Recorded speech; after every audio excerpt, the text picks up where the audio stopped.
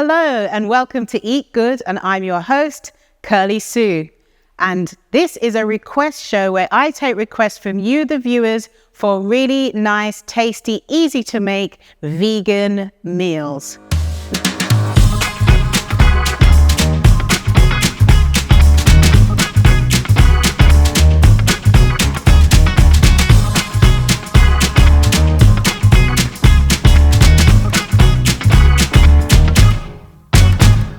Now today is a request that's come in quite a few times. Now breakfast is the main meal of the day, the best meal of the day, one that we shouldn't skip over. So what I've done here is created a breakfast that is super easy to make. It's delicious, packed full of nutrients, and basically you're going to love this one. And you can also switch it up and add different fruits that you like or fruits that are in season wherever you are in the world. So first of all, we've got some mango. Now, I must say I'm a mangoaholic. I love mango. So I've got some chopped up mango here, which is so nice. Try to get the fruits that are ripe because that will help you a lot. Then I've got some ripe pineapple as well. Pineapple is good. Then I've got some cantaloupe melon. Got that diced. Put that in here. So it's kind of like a fruit salad, but it's not a fruit salad. And then we're going to have some blueberries here as well. So you can add in whichever fruit you like. And a banana. So you just peel the banana like this. And then you just use the edge of the spoon to chop it up. Simple as that. So easy and quick. You can chop it up with a knife if you want to, but this is just as easy. And if you're getting your kids to help, it's a safe way for them to help make this meal as well. Okay, I'll put that to the side. Give that a stir to start with. Now this is called a raw fruit granola. So we're going to add some pumpkin seeds, which is very healthy for you. Tip that in. And I've also got some sunflower seeds. And I've also got some cashew nuts. Now, if you have a nut allergy, you can leave these out. Or if you have another nut that you'd prefer to have instead, you can have that. So you can use cashew, walnut, macadamia, whichever nuts are your favorite. So add that in here. Give it a good stir. You can also add in here coconut, grated coconut as well. Let me use my wooden spoon to stir this around. Stir it around just like that. Now you can make this the night before. So what I usually do is chop up all the fruit and put it in a separate container the night before, then add the nuts and the seeds just as I'm about to eat it. You can leave it in there, but I find they go a bit soggy and I don't like them when they're kind of soggy. So I prefer them when they're kind of more crunchy. But if you don't mind, then you can do it that way instead. That's perfectly fine. So you give that a good stir around. And then you just put it into a serving bowl and serve. Now, I would recommend getting lots of different colors because the more colorful it looks, the more appealing it is as well. So all the different colors. So you see here, I've got the orangey looking mango. I've got the blueberries. I also have the yellow pineapple. So it makes for a nice color in terms of presentation. So that's how you do it if you're just doing it regularly to have it at home. But if you want to turn up the volume a bit with it, here's how you do it on a platter. So let me get my tweezers for this one. You pull this across. So I'm going to do them in layers. So just start off with the mango there. Then we're going to add some blueberries. So try to alternate the colors so it's colors that contrast with each other.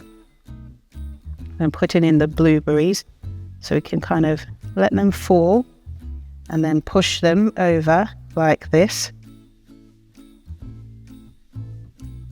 Like so. Then we're going to add the pineapple pieces.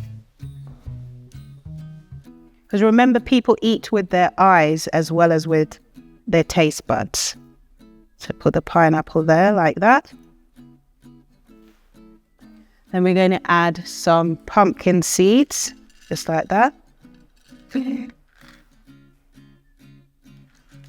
And then some of the cantaloupe, melon. Push it in so that it's in this straight line, just like that. Because you want to make it look appealing, like that. And then we have our sunflower seeds. And then we're going to end with our mango. Have to have 2 lots of mango because mango is super tasty and everybody loves mango. So the mango here like that. That piece is a bit big, I'll use a different one. So you put it in a platter shape like that and just fill in the gaps. Actually, I'll fill in the gaps with the blueberries. Put that in there like so.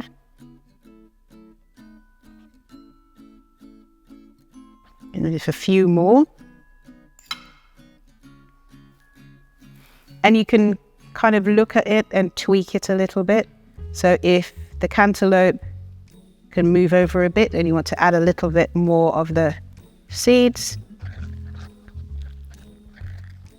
that works fine. Then for the nuts, you can kind of add them strategically throughout, like so. And this adds protein to the dish, because if you're having this for breakfast, it's a good way to start the day, and having a good protein, a good source of protein first thing in the morning is always a good idea. So you have the nuts around the sides, like that. And then we end with a little bit more cantaloupe, and that's it. That's it. If you want to, and you wanted to add, oh, we forgot our banana. So add the banana just at the side. So push this in a little bit.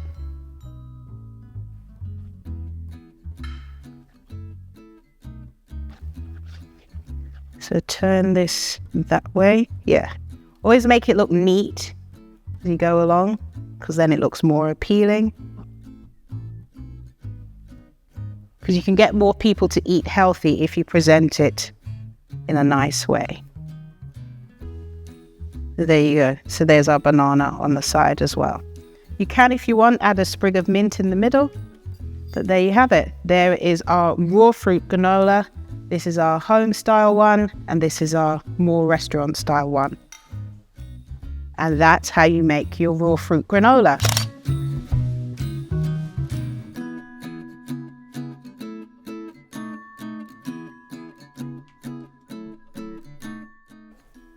If you want more recipes like this, don't forget to watch us on Hope Channel Southeast Asia or follow us on hopetv.asia.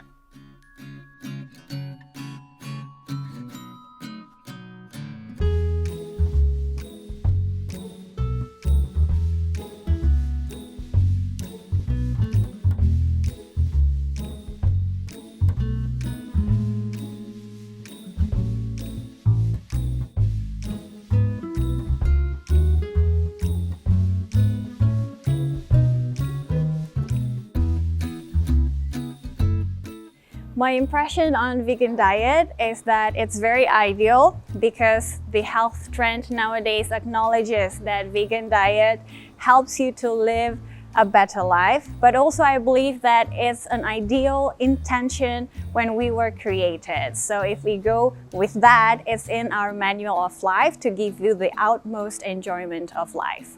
But also on another side, vegan diet is a hassle because I admit it, you have to learn to cook, learn how to find resources, and also to adapt to that change in life. I have attempted vegetarianism back in my uni days in Australia for about 4 years, but there were no big challenges for me because vegan or vegetarian food was readily available with reasonable prices, and I was living with a community of vegetarians. So I found it easier to learn how to cook, learn how to find resources from them.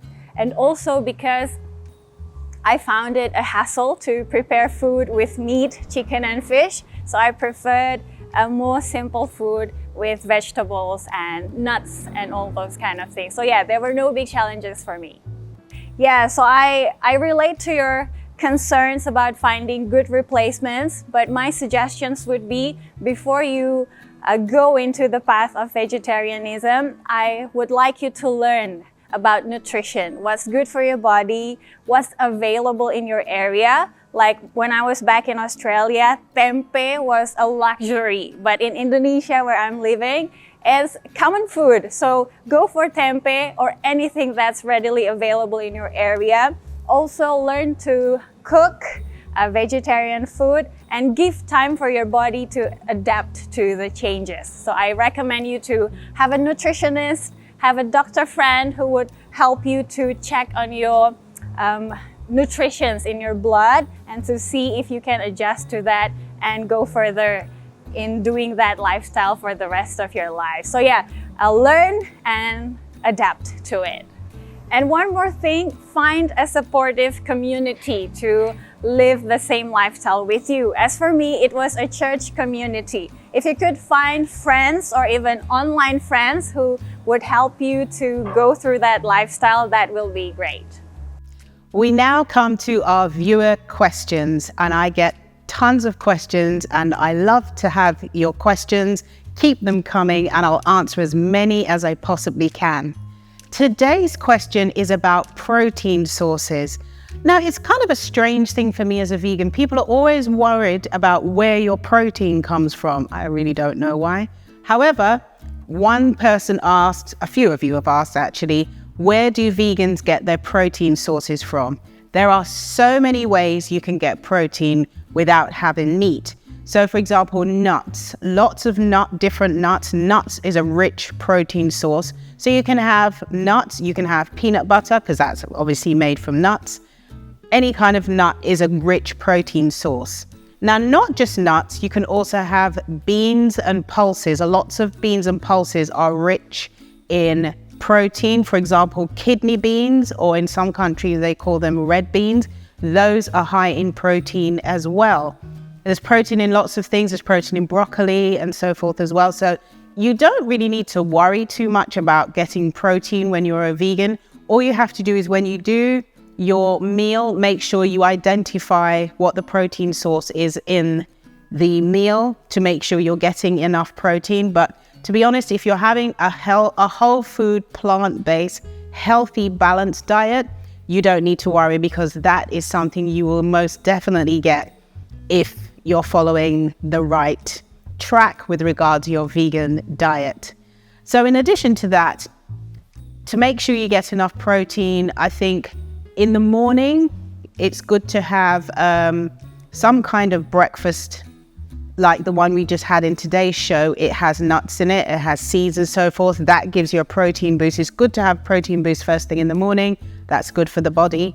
And then at lunchtime, you can have some kind of meal with a protein source in it, something like, even if you're just having a sandwich. I actually like peanut butter and banana sandwiches. Not everybody likes them, but I like them. When I first heard about them, I thought, oh, that sounds weird.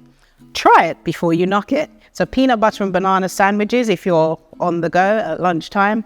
And then in the evening, if you want to make something using kidney beans and so forth. I love kidney beans because there's a Jamaican dish that I grew up with. It's called stewed peas. In Jamaica, any bean and legume is called a pea, but kidney beans are a rich source of protein, and I love stewed peas. It's my favorite meal. Stewed peas and rice with plantain, my absolute favorite, and it's a rich source of protein as well. I've been a vegan at the time of recording this for about 10 years, and I've never had any problems in terms of my protein source. I get checked regularly by my doctor. I get a full blood test, and they test me to see if I'm deficient in anything. and I've been perfectly fine. So I'm not perfect in everything that I do, but it's about trying to be healthy in the choices that you make as well, and just being aware of what you're eating as well. So that's it. Thank you for watching Eat Good, and we hope to see you in the next program. Thank you for watching. Bye.